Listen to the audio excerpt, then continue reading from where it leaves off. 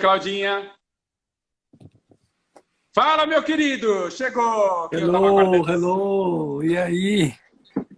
Tudo grande bem? Fábio Novo.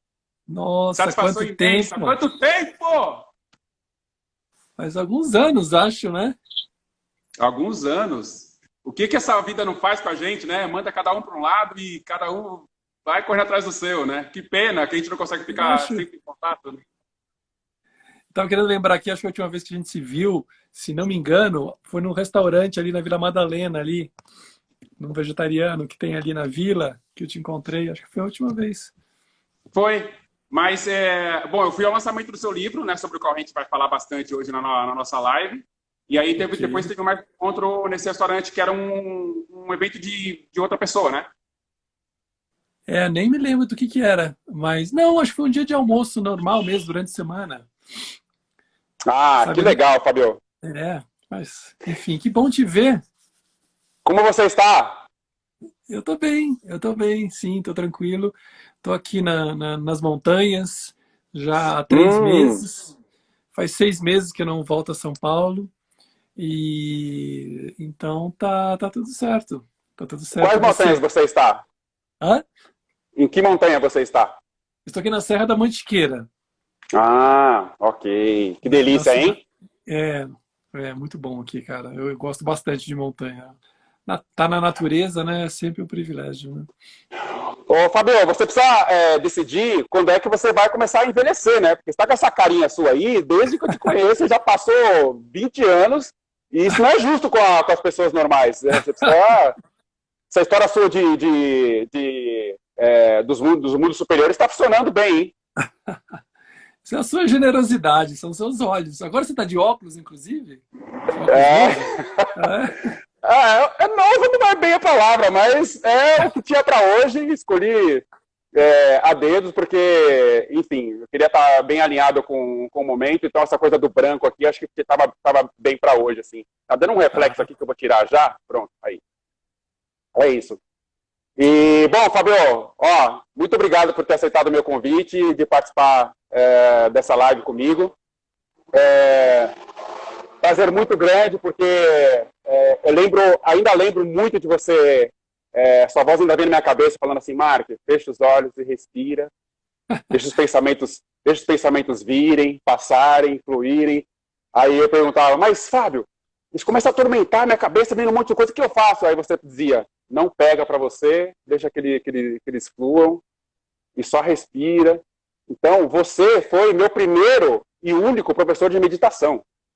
Então, ó, você imagina só qual a sua relevância na minha vida, porque depois daqueles nossos encontros, eu tive milhares de oportunidades em que eu tive que sentar, respirar e lidar com esses pensamentos, né, vulcânicos ali dentro. E aí, é claro que a gente vai buscar as ferramentas que a gente aprendeu e continua usando muito as que você me ensinou. Muito obrigado, viu? mas você sempre foi um ótimo aluno. Ô, Fábio, bom, essa é a nona edição do Interface. Eu venho Adorei esse fazendo nome. desde. Muito bom. Pois né? A gente cria aqui uma interface com o nosso convidado e com os nossos amigos que nos acompanham aí pela internet. Sim. E, aliás, já vamos deixar aqui aberto para quem quiser fazer uma pergunta, porque a nossa conversa de hoje vai ser, no mínimo, para dizer assim, uma coisa muito básica, vai ser no mínimo instigante, né? Porque só na minha preparação aqui, para eu entender como é que é conduzir isso, assim, já fiquei completamente transtornado, porque é o livro do Fábio, sobre o qual a gente vai ser a base da nossa conversa, é um livro, assim, que a gente pode dizer vertiginoso, no melhor sentido do termo, porque leva você para caminhos, assim, sobe, desce, que é uma loucura. E então eu quero até mostrar aqui para vocês, ó, o Holoplex. Fábio, além de todo o conteúdo profundo que tem, né, o que é fruto de uma pesquisa onde você mergulhou por caminhos desconhecidos e foi tendo várias descobertas, além de toda a magnitude do que tem aqui nesse livro de conteúdo, eu queria te dizer que esse é o livro mais bonito, mais bem ilustrado, e mais instigante que eu já li na minha vida. Depois eu vou mostrar aqui para as pessoas. Isso aqui é uma viagem. Essa live para mim vai ser uma viagem insólita, né? Porque eu vou discorrer aqui com o Fábio sobre assuntos que arrepiam a gente só de falar sobre eles. Mas tem umas ilustrações aqui que vocês não, tipo, vou pegar uma aqui, ó, uma de uma mandala, que, olha essa daqui. As mandalas são umas mais lindas que as outras, mas vem com uma explanação incrível que dá para você entender através das ilustrações exatamente o que está sendo explanado aqui nos textos. E aí, parabéns, porque essa foi, eu sei que foi uma grande vitória. Lendo aqui, né, o prefácio, a gente já percebe como isso foi significativo para você, como foi transformador, né? E eu queria começar jogando a primeira bomba, posso? Opa, vambora. Então é o seguinte, logo aqui no começo, você diz, aliás, depois, sabe, eu quero que você, como as pessoas vão ficar muito instigadas a adquirir o livro, que você informe como é que elas fazem para adquirir, tá bom? Porque eu tenho certeza que a galera vai... Holoplex.org. Olha lá, pronto, já tá na mão, holoplex.org. E aí você diz aqui, ó, que essa busca foi um roteiro não linear, né? Essa busca sua de conhecimento, que passou por várias vias, por várias alturas, e desde da sua infância você manifestou assim a atração por tudo que gira, por tudo que sobe, por tudo que desce. E na adolescência você teve alguns caminhos de conhecimento, as poesias, os sonhos que você traduziu como surreais, e foi buscar também na literatura filosófica mais inspiração. Aí você cita aqui alguns autores, o Hermann Hesse, o próprio Castanheda, Chico Xavier, George Orwell. Só gente fraca, né? E combinado aqui com seriados de TV, né? Kung Fu, Túnel do Tempo, Jornada das Estrelas, tudo que remete à viagem, a questões do universo interplanetário te chamava atenção. E aí aqui vem a minha primeira pergunta para você, Fábio. Que todo esse arsenal de conhecimento da sua fase infanto-juvenil foi o que compensou a sua busca frustrada por Deus através da igreja. Quando a gente fala em busca frustrada, a gente tende a pensar em algo, uma expectativa que não foi atendida. E aí eu queria saber, então, por que você não encontrou Deus na igreja? Uhum. Pois é. Bom, antes de mais nada, Mark, queria te agradecer esse convite. Você soubesse que é o primeiro convite que eu estou tendo para falar do Holoplex. Mentira! Você, o primeiro convite para falar do Holoplex. Que legal, que legal. E de fato, eu fui educado numa família católica, né? Estudei em colégio de padres, o arquidiocesano, lá em São Paulo. Sim. E chegou uma época até que eu achava que ia ser padre. Assim, falei, quando crescer eu vou ser padre. Cheguei a fazer a primeira comunhão e cheguei a pensar em fazer crisma, mas aí, felizmente, hoje eu digo com clareza, felizmente descobri que não era esse o caminho, abortei o caminho, porque realmente eu acho que a experiência que eu tive com a Igreja Católica, ela muito mais me afastou de Deus do que aproximou, né? Toda a estrutura, a maneira como é feita, como é organizada, a linguagem, a repetição, os rituais, aquilo tudo muito mais me desconectou, não só de Deus, como de mim mesmo, né? É uma linguagem que realmente, por mais que eu quisesse, por mais que eu buscasse, eu tinha uma busca desde criança, uma busca por conexão espiritual desde a minha infância, adolescência, percebi que a Igreja Católica estava só me afastando, né? Realmente chegou uma hora que eu falei, acho que com 14 anos eu abandonei definitivamente a Igreja Católica, fui de insistir muito, tentei bastante, mas foi quando um dia, durante a missa, o padre começou a fazer campanha política, e eu falei, gente, mas peraí, eu estou aqui buscando Deus, esse cara está falando de eleições, sabe? Não é para isso que eu estou aqui, não é isso que eu quero. E aí eu saí fora e definitivamente rompi os meus laços com a Igreja Católica. Sou grato e honro a tradição, aprendi também muitas coisas, evidentemente, mas fiz essa opção de não ter religião, né? Embora eu tenha buscado muitas outras religiões, busquei várias, né? De todas as religiões que eu busquei, a que mais me identificou, com a qual eu mais me identifiquei foi o budismo mesmo, né? Por uma questão muito simples. O budismo, ele te dá as ferramentas, tem todo o aspecto teórico, conceitual, etc., mas ele te dá as ferramentas e te incentiva você a fazer a conexão, né, direto. Então, assim, senta, medita e faz a conexão. E não, o que eu estou falando aqui não é tão importante. Senta e medita. Isso, para mim, faz muito mais sentido do que ficar, embora seja uma pessoa que gosta de teoria, mas ficar só no aspecto conceitual, né? E eu, pelo menos no caminho que eu tive na Igreja Católica, não me deram ferramentas para eu conectar direto. Ou as ferramentas que me deram não me conectava, né? Então, eu realmente abandonei muito frustradamente a religião católica. E na época, o que me compensou, porque o budismo eu vim encontrar muito mais tarde na minha vida, né? O que compensou foi justamente a arte, né? Na época eu escrevia muito poesia, então eu conseguia me conectar muito mais escrevendo poesia ou lendo poesia do que propriamente indo na missa, né? E os sonhos também, né? Porque trabalhar os sonhos era a minha conexão com o mundo além, aquilo que está além da imaginação, mas que aquelas coisas loucas que acontecem no sonho, né? Era com o desconhecido, né? O transcendente, né? Então foi, e aí, como você falou, né, tiveram os seriados, os livros também, né, gostava muito de ler e tudo mais, mais esse livro de ficção científica, gostava muito de livros de espiritualidade e tal. Isso tudo foi me ajudando no meu caminho, na minha busca, né, frustrada por Deus, né. E isso gerou alguma espécie de conflito ou desgaste junto aos seus pais por essa cisão? Não, não. Meu pai, Não? na verdade, era ateu, né? E minha mãe foi educada na religião católica, e meu pai era ateu. Então, já, na verdade, já tinha essa referência dentro de casa, né? E assim, foi super aceito, ninguém questionou, ninguém reclamou, não tive nenhum conflito dentro de casa, né? Então, não tive esse problema, não. Foi tranquilo. Bom, já que você citou o budismo, eu até me coloquei aqui, ó. Olha só quem está aqui, ó. Eu vi. É o Dalai Lama, né? Exato.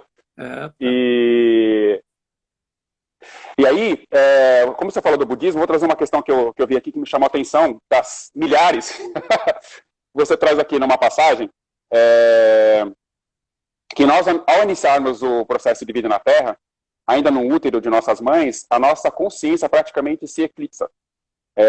Nos esquecemos de quase tudo e mergulhamos nas profundezas amnióticas, né, da inconsciência, da qual ressurgiremos se tudo der certo e dependendo dos nossos créditos kármicos.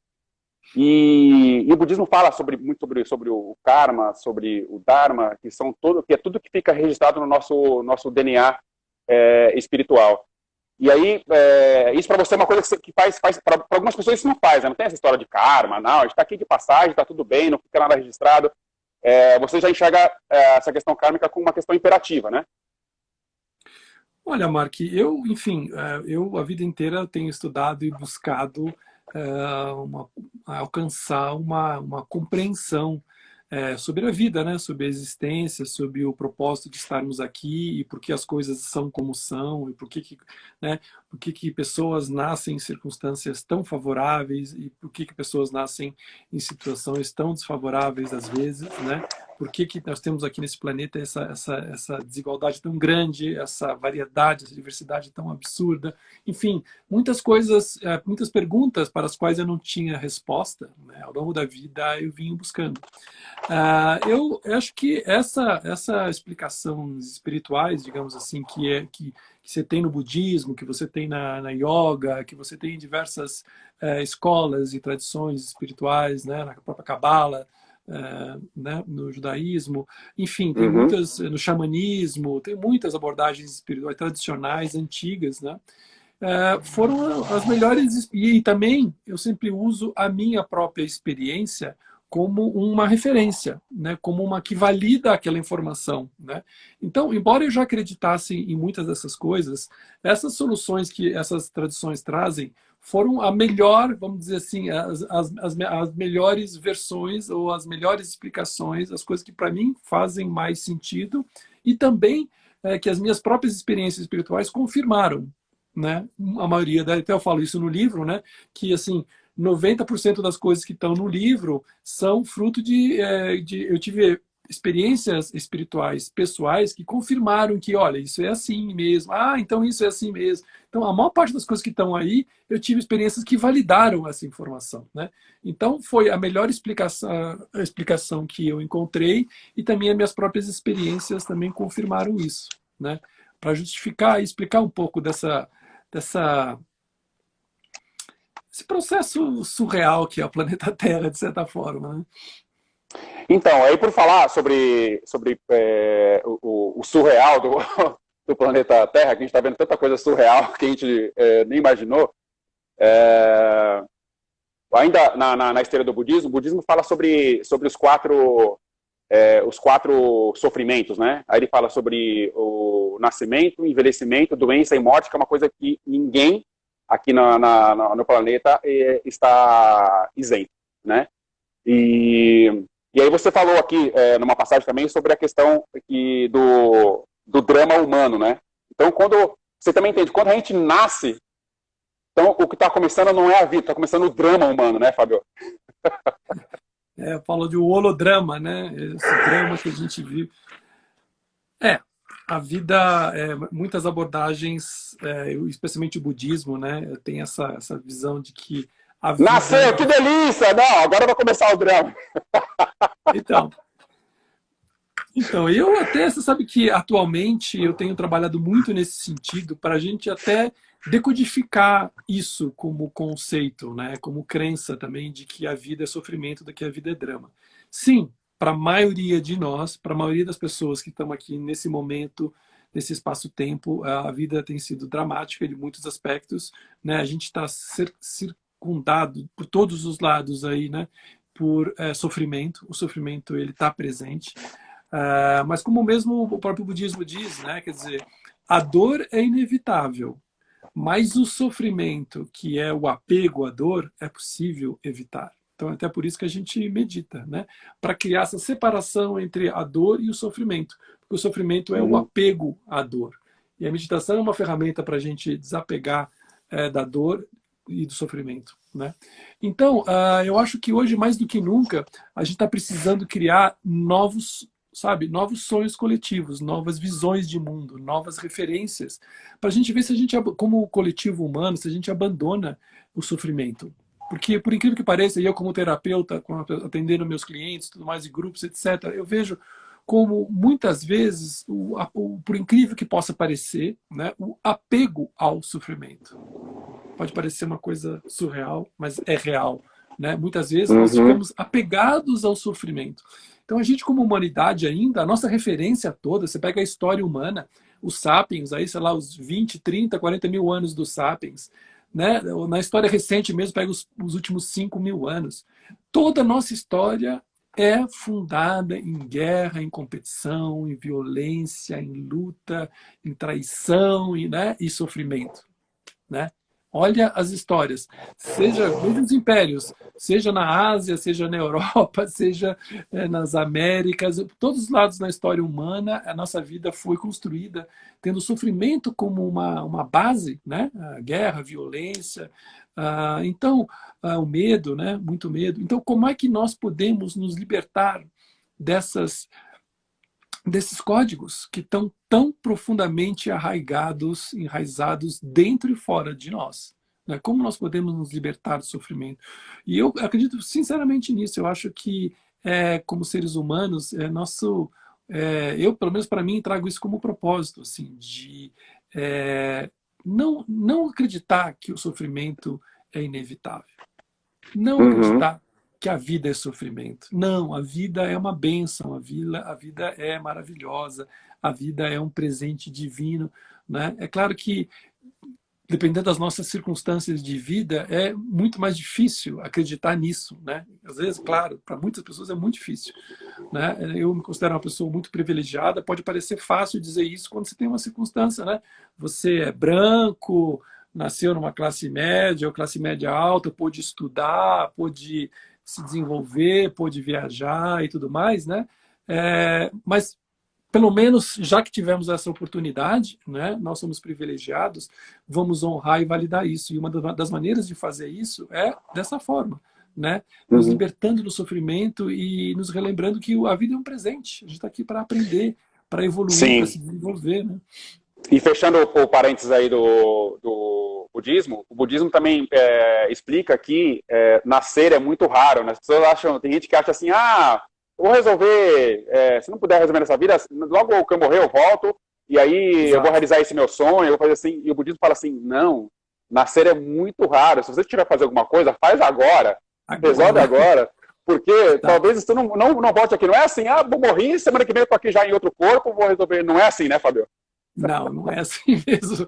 E justamente por a vida ser essa bênção, e o planeta Terra ser uma escola tão rica, né, para a gente acelerar a nossa evolução, tem muitas almas querendo nascer, tem muita gente querendo vir aqui, ter uma experiência, especialmente nesse momento de transição que a gente está passando, que é um momento tão, por mais desafiador que ele seja, é um momento rico para a gente aprender, né?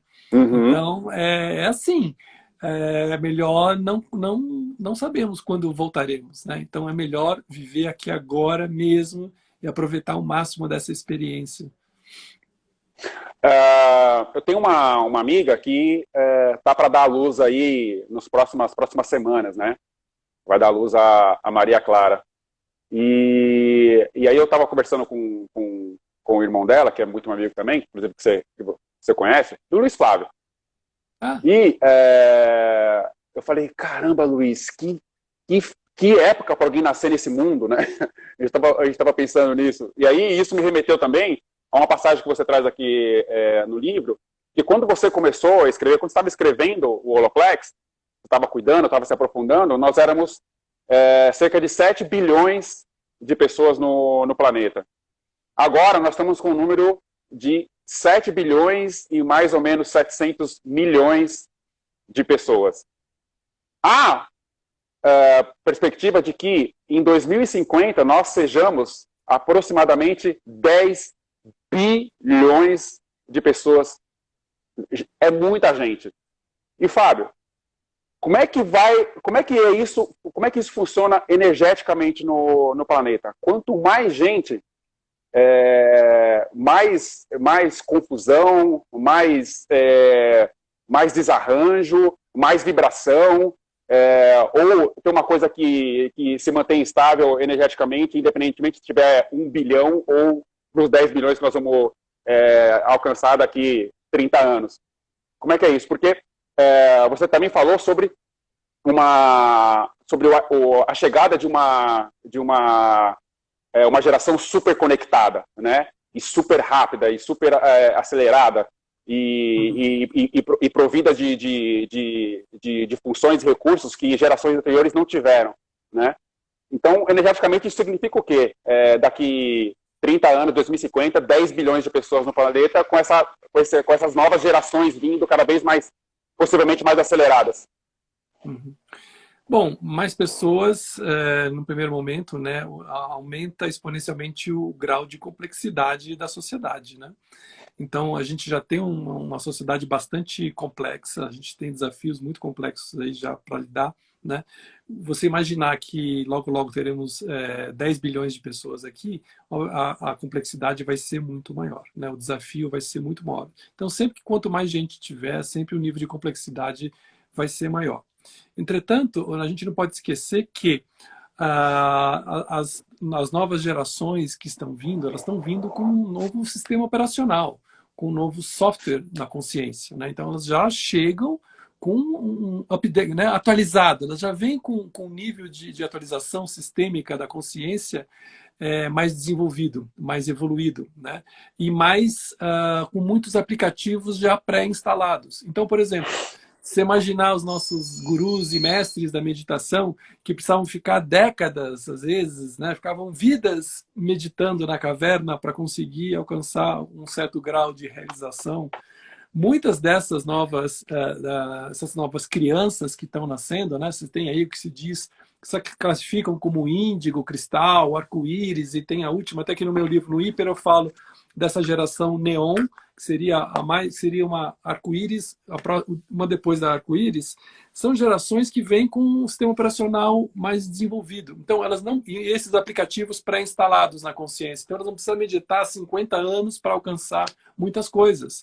Elas vão fazer, muitas vezes, vão aprender uma técnica, uma terapia dessas novas, uma coisa mais quântica, ou vão praticar talvez alguns meses, algumas semanas, talvez um ano, e já consiga ativar esses aplicativos, porque elas já trazem esses opcionais de fábrica, quer dizer, já vem com eles, né? Então, as novas gerações já estão atuando num nível de consciência diferente, porque elas já vêm com isso. Então, fica muito difícil para a gente imaginar como é que isso vai se desenrolar. Mas, com certeza, elas estão crescendo. E essas gerações, as novas gerações, já vêm vindo aí há um tempo, né? E elas estão crescendo, e elas estão estão montando empresas, estão montando startups, estão criando tecnologias, estão desenvolvendo projetos, estão vivendo e estão ocupando posições na sociedade, e isso vai proporcionando essa transformação na sociedade, essa evolução. Então, assim, 10 bilhões de pessoas, sim, é mais complexo, mas também tem uma leva de novas consciências que estão vindo com muito mais talentos e preparação para lidar com essa circunstância, né? Tudo assim, não é nada, pelo menos na experiência que eu tenho, as coisas são muito mais planejadas do que a gente imagina, assim, entendeu? Fábio, isso me remete a uma outra. Por isso que eu falei para você que as coisas iam se desdobrando conforme você fosse trazendo a sua explanação, porque eu vejo uma coisa que não sei se você percebe também. Você se formou em yoga, né? Tem um trabalho também de cuidado com o corpo muito desenvolvido. Eu vejo uma geração, eu lembro 20 anos atrás, quando eu comecei a dar aula, como eram as crianças e como são as crianças hoje, com as quais eu trabalho, realmente elas vêm com um desenvolvimento intelectual e mental e cognitivo incrível. Então, assim, algumas coisas que eu dizia antigamente, eu tenho que justificar muito mais, porque já vem uma resposta em seguida, assim, tentando entender qual é a razão disso, coisa que antigamente não existia. Não, nós vamos fazer isso aqui porque, tá bom, tal. Agora, nós vamos fazer isso, mas isso vai me levar a quê? Isso vai isso vai dar no quê? Então, eu tenho que trazer ótimos argumentos, né? Mas, uma coisa que eu trabalho aqui com os meus adolescentes é a questão do corpo para eles, que eles precisam se mexer, que eles precisam fazer força, que eles precisam se alongar e que eles têm que fazer um esforço energético cada vez maior, porque isso não vai tirar a energia deles. Isso vai ser uma retroalimentação, e quanto mais energia eles despenderem, mais energia eles vão ter. Então, eu bato nessa tecla quase todas as aulas e faço eles alongarem, porque alguns professores trabalham uma dança pela dança, aquela coisa, vai lá, pega um passo de dança, eu não, eu faço eles trabalharem em corpo, como você gosta de dizer bastante, né? Na forma holística, para que a dança seja plena. Mas eu percebo uma geração muito desconectada do corpo. Não sei se você vai concordar. Então, assim, cognitivamente, a galera muito acelerada, tal, e, por outro lado, uma preguiça, uma indolência, uma desconexão, assim, não aqui da galera que faz aula aqui na Bumbeleira, obviamente, porque são alunos de dança, mas, de modo geral, uma certa desconexão com o corpo. Isso está acontecendo mesmo ou é só uma impressão minha? Não, acho que toda geração traz junto, né, uma nova visão, uma nova perspectiva, traz novas qualidades, novos talentos embutidos, né? E, ao mesmo tempo, trazem também novos desafios, né? Novas maneiras de lidar com as situações, né? Tem os seus desafios, né? Então, essa conexão com o corpo físico é um dos desafios para essas novas conexões, né? Para essas novas gerações, desculpe. Porque eles são muito conectados, né? Muito conectados com o corpo mental, né? Com o corpo mental, mas pouco com o corpo físico. E isso é uma vulnerabilidade, você sabe bem disso, né? Essa desconexão dos corpos é uma vulnerabilidade, né? Eu vejo isso também, por exemplo, com os millennials, né?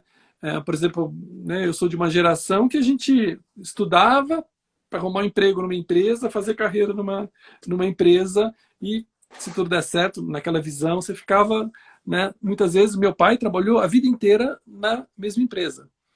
Uhum. Eu e meus irmãos fomos educados para trabalhar no mundo corporativo também, né? Eu, depois de 15 anos, abandonei o mundo corporativo e comecei uma vida como terapeuta, como freelancer. Mas a gente foi programado para isso. Agora eu pego essas novas gerações, os milênios, 20 até 30 anos, muitos deles, eu até tenho uma sobrinha que é bem esse caso assim, é tipo, eu não quero fazer faculdade e eu não quero trabalhar em empresa. E antes a gente pensava, não, trabalhe um tempo na empresa, aprende lá, né, ganha um dinheiro, conhecimento, aí mais para frente você monta o teu negócio, né? Então ele já tem uma outra lógica, não, já não vou fazer uma coisa que eu já sei que eu não quero, não gosto, não me alinho, não faz sentido para mim.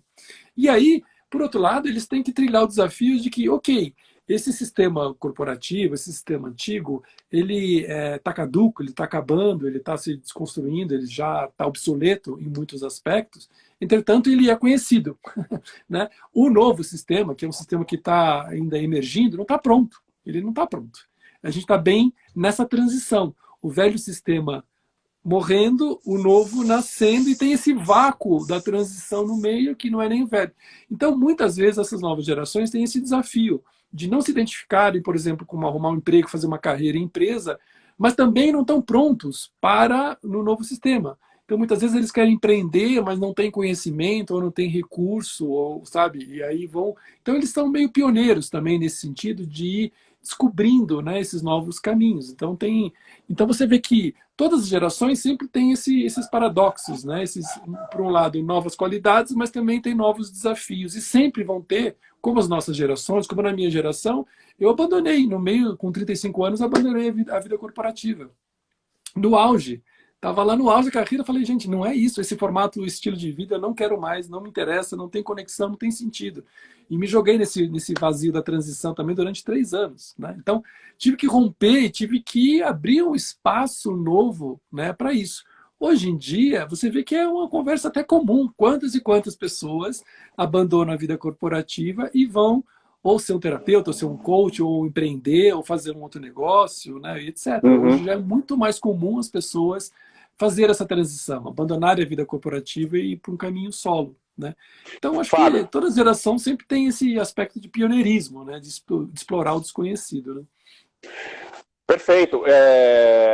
Você falou sobre a sua trajetória no meio corporativo. Você foi por 15 anos um alto executivo da MTV Brasil, a Music Television Brasil. Que saudade que eu tenho daquela MTV dos anos 90, tinha aquele programa o Yo Raps, né? Tinha o Yeah, Thunderbird, a Cuca, cantando, vários apresentadores bacanas. E você era o diretor de marketing lá àquela altura. Ou seja, numa empresa que estava bombando aqui no Brasil. E muito numa fase bem contemporânea, a fase do nosso amigo Marcelo Cavalcante. Marcelo Cavalcante era um alto executivo lá da Nortel também. Eu fiz uma live com ele aqui, ele contou um pouco dessa passagem dele. Então, nesse sentido, vocês tiveram uma mesma percepção, uma mesma sensação e o mesmo movimento, né, de sair do meio corporativo, onde estavam super bem estabelecidos economicamente, socialmente e tal, para ir fazer uma busca de si mesmo, né, digamos assim.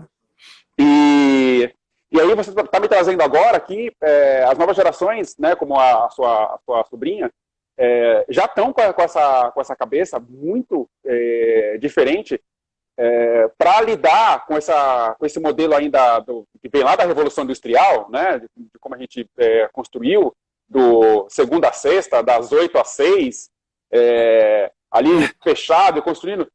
E eu fico pensando o desafio, né, do meio corporativo para se reinventar, porque, de fato, eu tenho vários amigos, não dá para contar nos dedos das duas mãos, assim, passo de 10, 20 amigos que migraram para empreender, de fato, para virarem terapeutas, para virarem, buscar um outro caminho. Isso também é um golpe muito duro no próprio sistema capitalista, né, Fábio?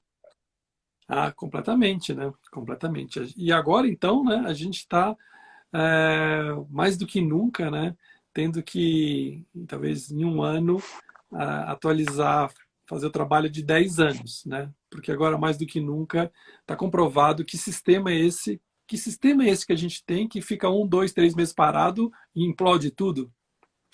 Uhum. Pô, esse Como sistema não pode assim? tirar, esse sistema não pode tirar 2, 3 meses de férias que ele implode, quer dizer, ele é tão vulnerável, né? Tá tão precisando ser atualizado, né? Então, eu acho assim, o sistema capitalista foi E o não melhor contempla todos, né? E o pior, não contempla todos, né? Não contempla todos. não contempla todos, ele fica gerando desigualdade sistematicamente, né? E gerando também destruição no planeta por conta do meio ambiente, né? Então, assim, na minha visão, esse sistema foi o melhor que a gente conseguiu fazer. E ele trouxe até aqui, né? Foi o melhor que nós conseguimos fazer, foi ter esse sistema. Agora, tá claro que ele não dá mais, ele não sustenta mais. Ele já não estava sustentando há muito tempo, mas agora acho que tá, mas, né, acho que se tem um aspecto positivo do que está rolando agora com o Corona, esse aspecto revelatório, né? Porque ele está revelando assim, uma forma cabal para todos nós que, olha, esse sistema não dá mais. O sistema educacional está obsoleto, que é um sistema que treinava a gente para trabalhar nas empresas, né, na Revolução Industrial. Né? O sistema financeiro não dá mais, o sistema econômico está ultrapassado, destruir o planeta não dá, está gerando desigualdade. Então, todos os países estão com dívida, todas as empresas estão endividadas, e todos nós, pessoas físicas, estamos... Assim, bom, esse sistema está sendo bom para quem? Para uma minoria muito pequena, né? Talvez para os bancos e uma minoria muito pequena. Ou seja, isso é um sistema que está gerando sistematicamente desigualdade. Né? Por melhor que ele tenha nos ajudado nos últimos anos a resolver várias questões e tal, ele ainda foi o melhor que a gente fez, mas ele ainda é muito ruim. Não dá mais. E ele está obsoleto. Então agora é hora da gente falar, bom, então tá. O que é que nós vamos fazer para construir esse novo sistema? Qual é esse novo sistema? Ou esses vários sistemas, talvez, que venham a ser, né? Então, acho que esse é o foco agora, né? Para onde a gente quer ir como humanidade, como ser humano, né? Como é que a gente faz para resolver essa desigualdade? Como é que a gente fala para destruir o planeta? Como é que a gente para intoxicar a Terra, né? Enfim, acho que o desafio desse momento de transição é essa reflexão, né? Fábio, veio uma questão espontaneamente aqui, ouvindo você falar agora, que é a seguinte: esse sistema fez acontecer, por exemplo, no Brasil, um fenômeno que acontece em muitos países também, que é o fato de que 5 famílias brasileiras, 5 famílias detêm a mesma renda de 100 milhões de brasileiros. 5 famílias detêm o poder econômico de 100 milhões de brasileiros.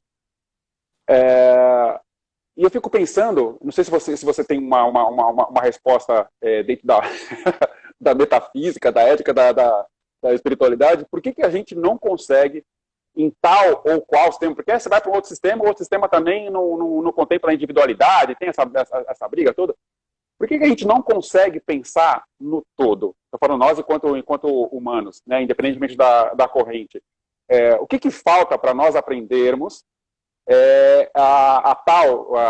um termo que está muito em voga já nos últimos anos, a tal da empatia, do olhar para o outro, de entender que aqui nós temos que ir juntos, porque se não formos juntos não vai ninguém, porque não tem para onde ir também, é tudo aqui.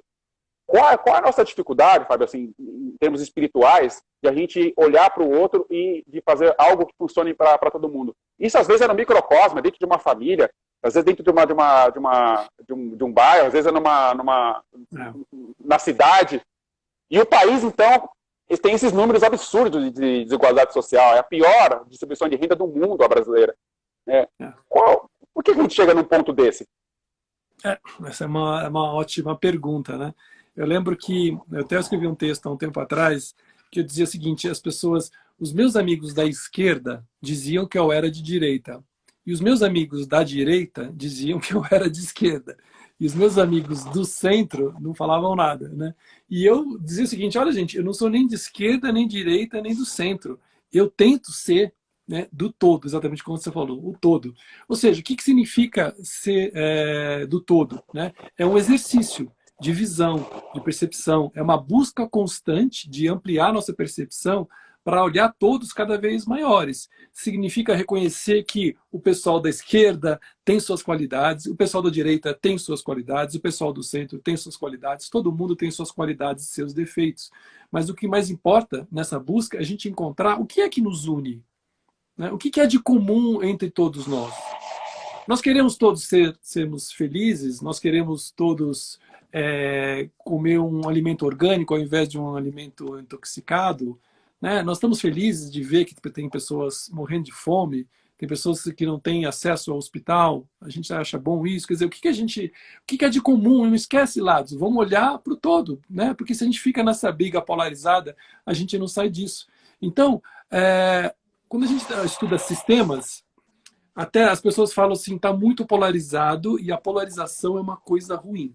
Então, do ponto de vista da síntese, a polarização não é uma coisa ruim, pelo contrário, porque todo sistema, para evoluir, ele precisa de energia. E de onde que vem a energia?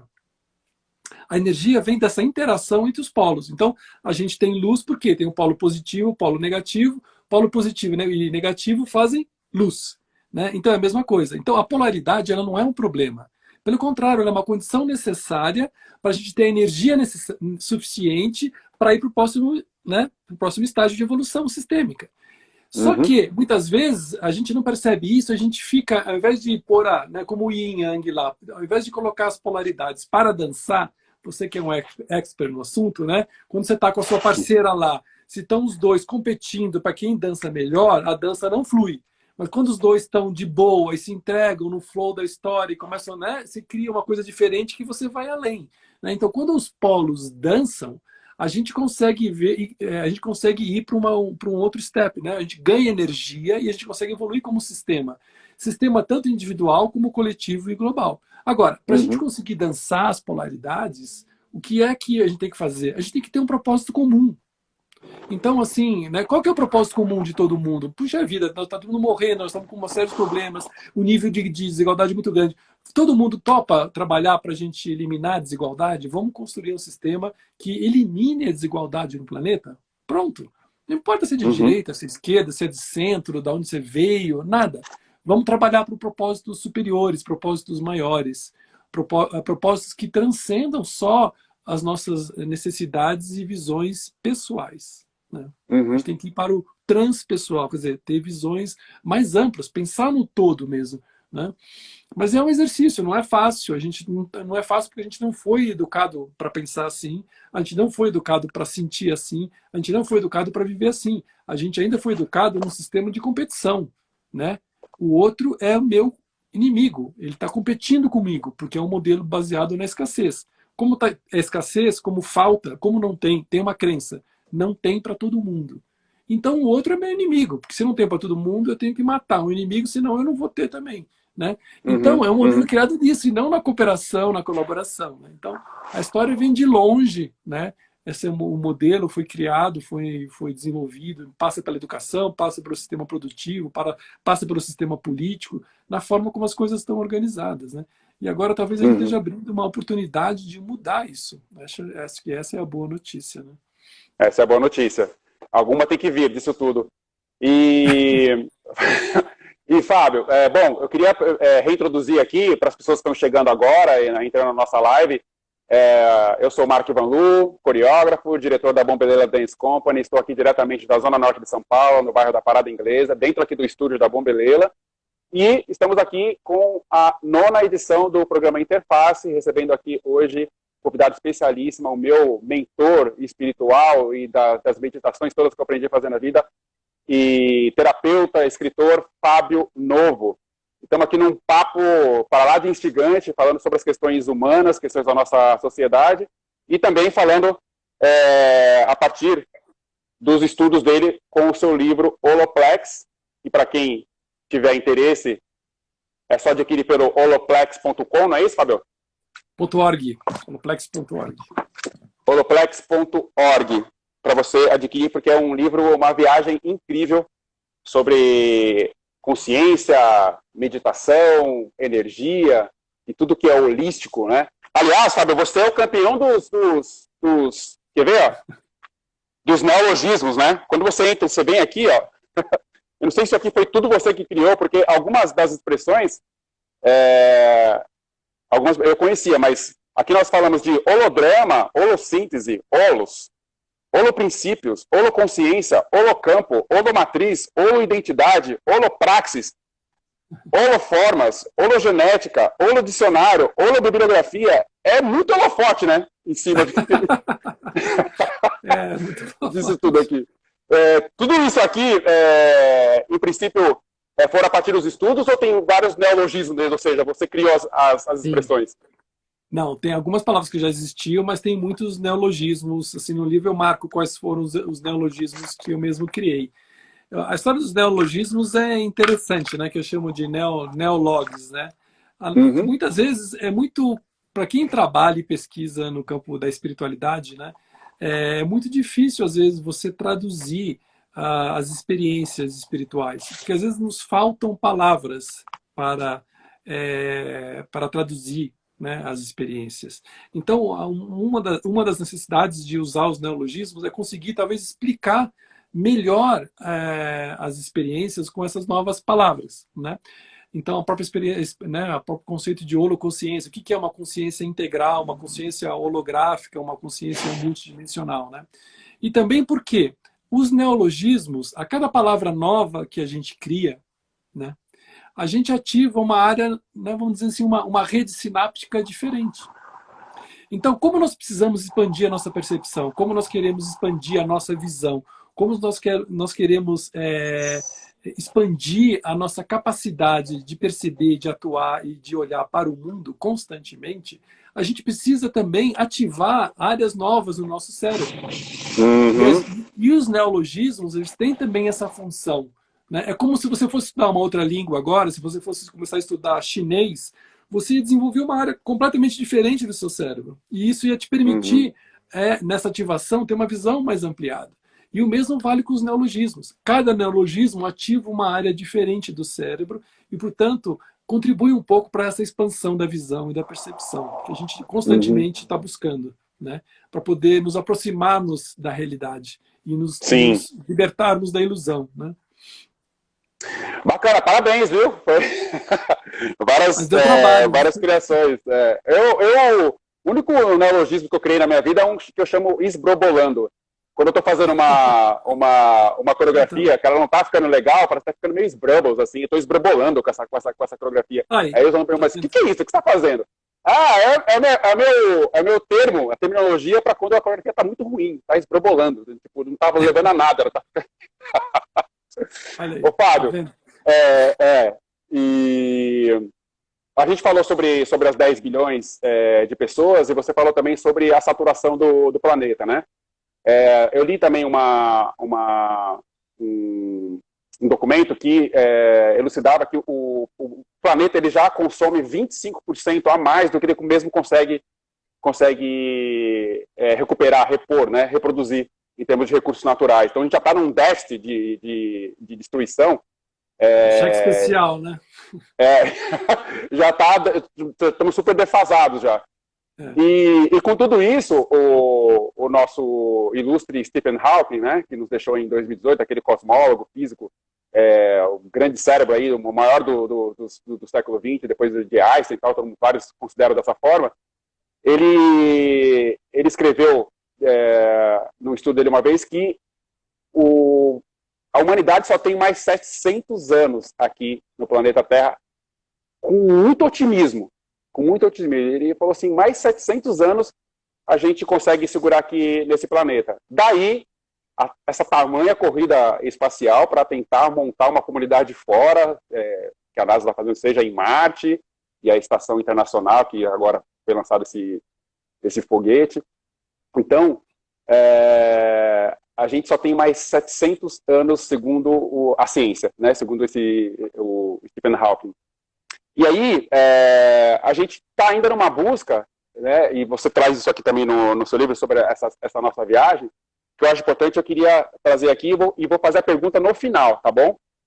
Para você, sobre a questão da morte.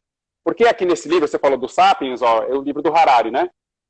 Sim. Uma breve viagem preliminar. Aí tem o Gilgamesh aqui, que é aquele rei da Suméria, da antiga Mesopotâmia, lá 3.000 antes de Cristo, no Egito, e aí ele fala aqui sobre o mito do Gilgamesh, né? Eu vou ler aqui para vocês, depois no final eu faço a pergunta, porque eu acho que vai ser legal de você ir pensando. Então, de todos os problemas visivelmente insolúveis da humanidade, um continuou sendo o mais intrigante, interessante e importante, o problema da morte, propriamente dita. Antes do fim da Era Moderna, a maioria das religiões e ideologias aceitava que a morte era o nosso destino inevitável. Além disso, a maioria dos credos fazia da morte a principal fonte de significado aqui na vida. Tente imaginar o islamismo, o cristianismo ou a antiga religião egípcia em um mundo sem a morte. Esses credos ensinavam às pessoas que elas deviam acertar as contas com a morte e apostar suas fichas na vida após a morte, em vez de procurar superá-la e viver para sempre aqui na Terra. As mentes mais brilhantes estavam ocupadas dando significado à morte e não tentando fugir dela.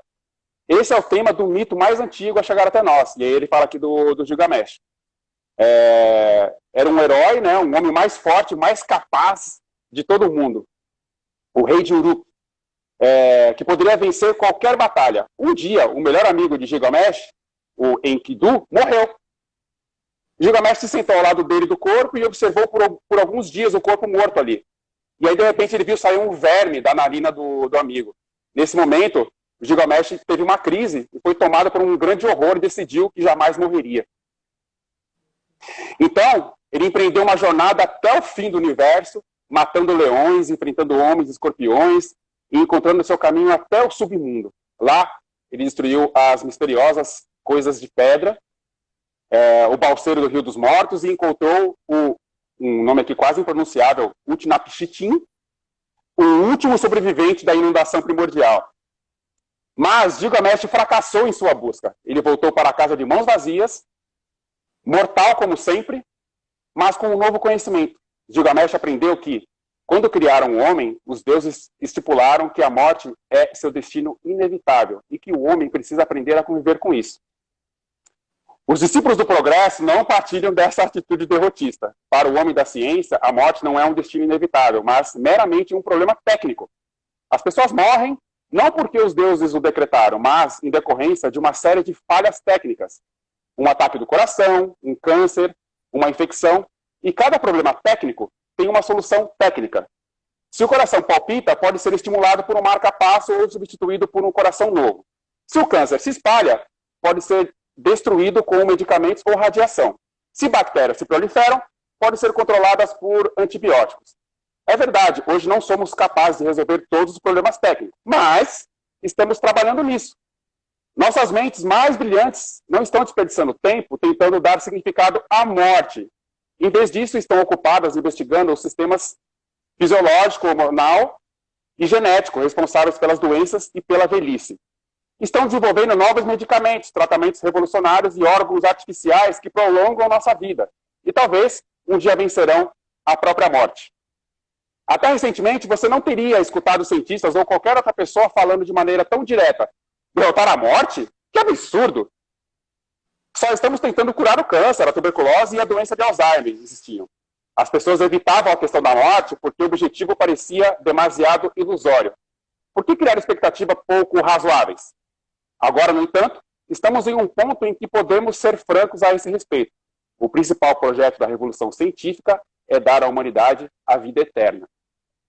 E aí, meu caro, isso dá um negócio na cabeça, porque, dizem, já nasceu o homem que vai viver 150 anos e, com toda essa nanotecnologia e com a nanobiologia, já tem recursos para fazer prolongar a vida a sei lá quanto. E fora a questão da manipulação genética. Fábio, o que é isso pensando energeticamente? Assim, os caras estão brincando de Deus, né? Então vai ser possível daqui a pouco fabricar a vida, segundo os estudos e a percepção do Harari. E aí, segundo seus estudos aqui, dessa viagem, de todos os seus ouros, né, como é que vai ser esse humano que vai ter o poder de controle sobre a vida, porque você pode fazer uma concepção, e nesse caso, sobre a morte? Ufa! É bem instigante mesmo, olha. Acho que eu poderia responder isso por diversas perspectivas diferentes, né? Acho que, por um lado, essa evolução tecnológica é inevitável, né? E, tecnicamente falando, é bem provável mesmo que a gente vai poder viver muito tempo. Não sei se eternidade, mas é muito tempo, né? As lendas taoístas, muitas delas contam histórias de monges taoístas que viviam 300, 400 anos. milhares de anos atrás. Então, isso também não é uma coisa tão nova assim, né? É que atualmente, com a qualidade do nosso estilo de vida, com a qualidade da nossa alimentação, é meio difícil. Mas diz no passado que se viviam 300, 400 anos, né? Então, pelas informações que vêm do passado desse registro, quanto pelas perspectivas aqui, com as possibilidades futuras de novas tecnologias, então dá para dizer que tecnicamente é possível a gente viver muito mais do que a gente tem vivido atualmente. Porém, eu acho que a vida eterna, ela já existe. Porque, em último caso, quem morre não somos nós. Quem morre é esse corpo físico. É a gente, né? Porque a nossa essência, a nossa alma não morre quando esse corpo morre. O nosso corpo físico, como você viu aí no Holoplex, né? Ele é o corpo mais perecível. O corpo físico, ele é o corpo perecível. Pelo menos até o momento, né? Chega uma hora que ele acaba, né? Mas a nossa consciência continua, né? Então, assim, a vida eterna já existe. Só que não é a vida eterna do corpo físico, é a vida eterna da consciência, né? Quem já teve alguma experiência fora do corpo, quem já fez uma viagem astral, quem já se viu fora do corpo e se olhou, tem essa convicção, essa certeza de que realmente o corpo físico é um corpo perecível e que a nossa consciência continua, né? E eu, lá no Holoplex e no outro livro, no Hiper, que eu conto as minhas experiências, eu conto muito dessas experiências. O making off? O making off do Holoplex, exatamente. Eu conto essas experiências. Então, eu tenho uma certa tranquilidade com relação à morte, porque eu sei que vai ser a morte desse Fábio novo aqui, desse corpo aqui, nesse formato, nesse design, né? Mas a minha consciência... Fábio, deixa eu te interromper um segundo, porque vai derrubar a nossa live, ela vai terminar. E aí, como a gente combinou, vai ter mais 15 minutinhos para a gente fazer esse fechamento. Então, eu vou encerrar aqui agora e a gente já volta imediatamente em seguida para a gente finalizar essa sua percepção e dar encaminhamento ao final.